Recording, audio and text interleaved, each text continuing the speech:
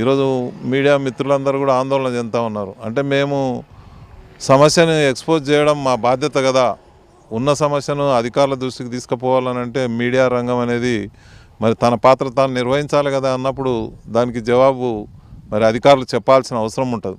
అట్లాగే విద్యార్థులకు మాకు బస్సు అయితే కావాలి కదా, మేము పోవాలని అంటే ఎట్లా పోతారు? చిన్న పిల్లలు వాళ్ళు 10th 9th ఇంటర్ ఇట్లా చదువుతున్న వాళ్ళు ఏ రకంగా పోతారు? ఆ టైంలో వాళ్ళు వాళ్ళ గ్రామాలకు ఏ రకంగా చేరుకుంటారు?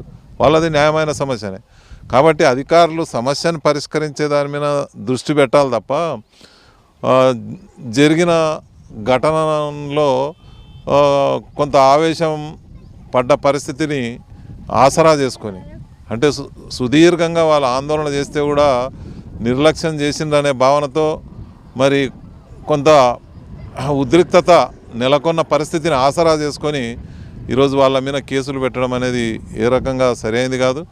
దాన్ని వెంటనే ఉపసంహరించుకోవాలని సిపిఎం పార్టీ జిల్లా కార్యదర్శిగా నేను డిమాండ్ చేస్తా ఉన్నాను.